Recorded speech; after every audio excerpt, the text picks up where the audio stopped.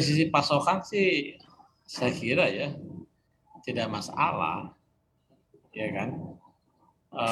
Apa kan ada DMO kan, yang diharuskan usaha itu alokasikan ya untuk keperluan di dalam negeri, ya kan, CPO-nya itu ya.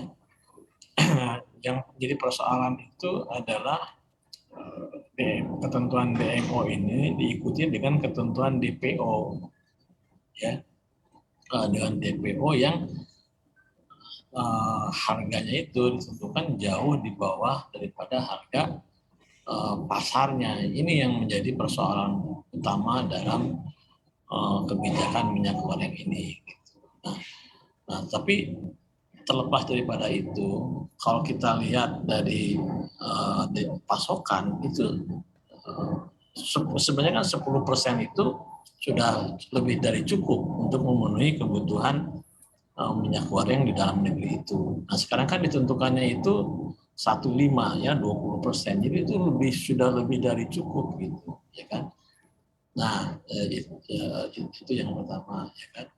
Nah, jadi seharusnya ya kan ketentuan DMO itu sudah cukup ya untuk memastikan keperluan kebutuhan minyak goreng di Indonesia ini. Nah, harusnya jadi tapi kemudian yang harus direvisi dari kebijakan itu adalah bahwa jangan diikuti dengan ketentuan DPO, karena dengan ketentuan DPO itu yang harganya itu jauh lebih rendah, itu yang menjadikan saya kira perusahaan itu mengalami suatu persoalan ya. Nah, karena nanti kemudian menyebabkan harga TBS ya dari petani itu menjadi tertekan gitu. Jadi kita dalam melihat persoalan ini kan harus dua sisi ya. Pertama dari sisi produsen ya, konsumen, tapi juga jangan lupa kita harus melihatnya dari sisi produsen gitu. Ya, kan? Nah, sekarang ini baik produsen maupun konsumen itu belum mendapatkan di hal yang diharapkan gitu ya dari sisi harga minyak gorengnya yang masih tetap di atas 14.000. Dari sisi produsen juga harga TBS itu sekarang kan mengalami penurunan gitu. Jadi ada persoalan. Nah, persoalan itu disebabkan oleh kebijakan daripada DMO DPO sendiri gitu. Seperti itu saya kira. Baik. Pak Abdullah, kalau Pak Abdullah sendiri melihat bagaimana nih Pak untuk pasokan minyak goreng di pasar hingga saat ini?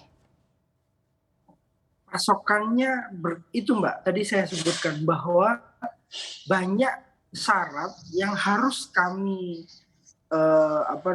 kami berikan untuk sampai pada pedagang pasar gitu minyaknya. Jadi harus input digital gitu ya tentang permintaan kita.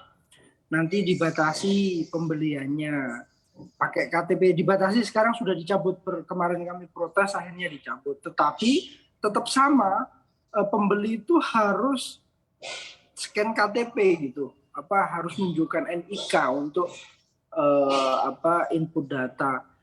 Nah, menurut kami ini banyak hal kendala di lapangan, Mbak. Bukan kami nggak mengizinkan, tetapi justru hal-hal yang begini membuat pedagang agak ribet. Kita jualan terbatas, untung juga terbatas, terus tiba-tiba harganya juga harus dipatok gitu ya.